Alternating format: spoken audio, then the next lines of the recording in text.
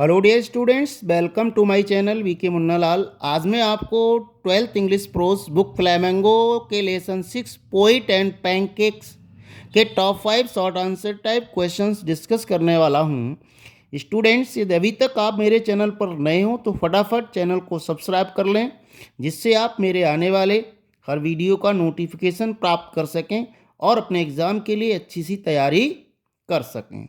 तो आइए शुरू करते हैं top 5 short answer type questions from the lesson poets and pancakes. Question first है, who was the owner of Gemini studio? Gemini studio का मालिक कौन था? How does the writer describe the makeup room? लेखक मेकअप रूम को, श्रृंगार कक्ष को कैसे वर्णन करता है? व्हाट वाज पैनकेक, और पैनकेक क्या था? आंसर देखते हैं। Mister S S Vasan was the boss of Gemini studio. Mister S S बासन जेमिनी स्टूडियो के बॉस थे, अर्थात वो उसके मालिक थे। The makeup room of the Gemini studio had incandescent lights. Gemini Studio में तेज गर्माहट देने वाली, इनकैंडिसेंट कहते हैं गर्मी फैलाने वाली, तेज प्रकाश फैलाने वाली लाइटें लगी थीं। It also had lights at all angles and large mirrors. इस स्टूडियो में हर कोण पर, एंगल कहते हैं कोण, हर कोण पर लाइटें लगी थीं और बड़े बड़े दर्पण थे। मिरर माना शीशे, दर्पण लगे थे। Pancake was the brand name of the makeup material. Pancake एक श्रृंगार कॉस्मेटिक्स की का एक ब्रांड नेम था, एक साज श्रृंगार की चीज़ थी, जिसको that Gemini Studio bought in huge quantity, जिसको जेमिनी स्टूडियो भारी मात्रा में खरीदा करता था। सेकंड क्वेश्चन है, what was the example of national integration that the author refers to? What was the example of national integration? National integration means राष्ट्रीय अखंडता का क्या उदाहरण है जिसे लेखक संदर्भित करता है? और करके भी क्वेश्चन आता है, how is the makeup room a fine example of national integration? जो मेकअप रूम है, जो साज सज्जा वाला कक्ष है, वह राष्ट्रीय अखंडता का एक उदाहरण क्यों है? आंसर देखते हैं। The Gemini studio makeup room was a fine example of national integration because the people of different regions and religions have worked together in the same department. Gemini studio का मेकअप रूम, श्रृंगार कक्ष, राष्ट्रीय अखंडता का एक श्रेष्ठ उदाहरण है या उदाहरण था। वाज अ फाइन एग्जाम्पल, एक श्रेष्ठ उदाहरण था, क्योंकि the people of different regions and religions, विभिन्न क्षेत्रों और धर्मों के लोग एक ही विभाग में काम करते थे। The department was headed by a Bengali. Department का संचालन एक बंगाली के द्वारा किया जाता था। सक्सीडेड बाय ए महाराष्ट्रियन, और उसे कामयाबी पर एक महाराष्ट्रियन ने पहुंचाया। असिस्ट बाय ए धारवाड़ कन्नडिया, और एक धारवाड़ कन्नडिया ने उसकी सहायता की थी। एंड आंध्रीज एंड आंध्रा के लोग उसमें मदद करते थे। अब मद्रासी के द्वारा वहाँ मदद की जाती थी, सहायता की जाती थी।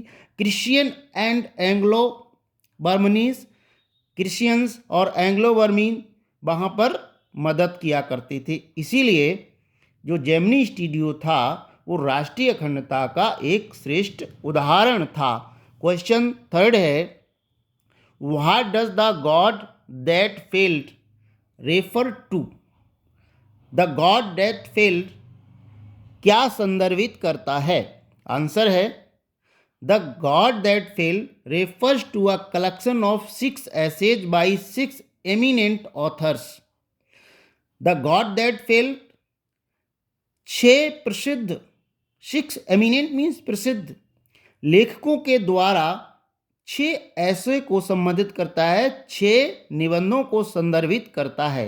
अर्थात द गॉड दैट फेल्ड 6 प्रसिद्ध लेखकों के द्वारा लिखे गए 6 निबंधों का एक संग्रह है। Who wrote about their journey into disillusionment with communism, जिन्होंने साम्यवाद से मोहभंग की अपनी यात्रा के विषय में उसमें लिखा है। Stephen Spender was one of these authors. Stephen Spender इन लेखकों में से एक थे, इन 6 लेखकों में से एक थे। क्वेश्चन 4 है, who was the English visitor to the studio. Studio में भ्रमण करने वाला एक अंग्रेज पर्यटक कौन था?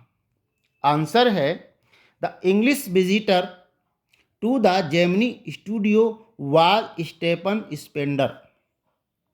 जेमिनी स्टूडियो में भ्रमण करने वाला अंग्रेज पर्यटक स्टेफन स्पेंडर थे। He was the editor of a British periodical the Encounter. वह एक अंग्रेजी अखबार द इनकाउंटर के संपादक थे and a famous English poet, essayist and novelist of the 20th century, और 20वीं सदी के एक प्रसिद्ध अंग्रेज कवि, निबंधकार और उपन्यासकार थे। क्वेश्चन 5 है, why was the office boy disappointed with the job in the Gemini studio. Office में काम करने वाला लड़का जेमिनी स्टूडियो की नौकरी से निराश क्यों था? अर्थात जो लड़का वहाँ कार्यालय में काम करता था जेमिनी स्टूडियो के, वह निराश क्यों था?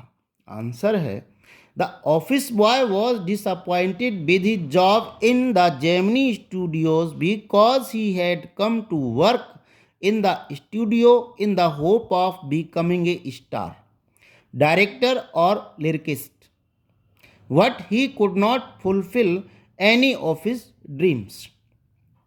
जो लड़का ऑफिस में कार्य करता था वह अपनी नौकरी से जेमिनी स्टूडियो में इसलिए निराश था क्योंकि वह वहाँ पर एक स्टार, एक हीरो, एक नायक बनने की आशा से जेमिनी स्टूडियो में काम करने के लिए आया था।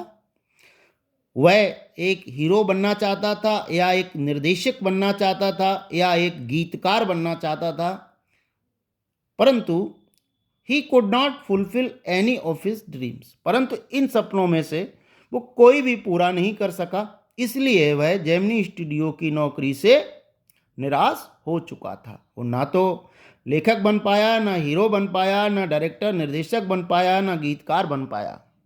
आशा है स्टूडेंट ये वीडियो आपको पसंद आया होगा। पसंद आया हो तो इसे लाइक भी करिए, शेयर करिए, और वीडियो के अंत में मैं अन्य टॉप 5 क्वेश्चंस के लिंक दे दूंगा, वहां जाकर आप उनको पढ़ कर के तैयार करिए ताकि आप परीक्षा में बहुत अच्छे मार्क्स प्राप्त कर सकें। Thanks for watching.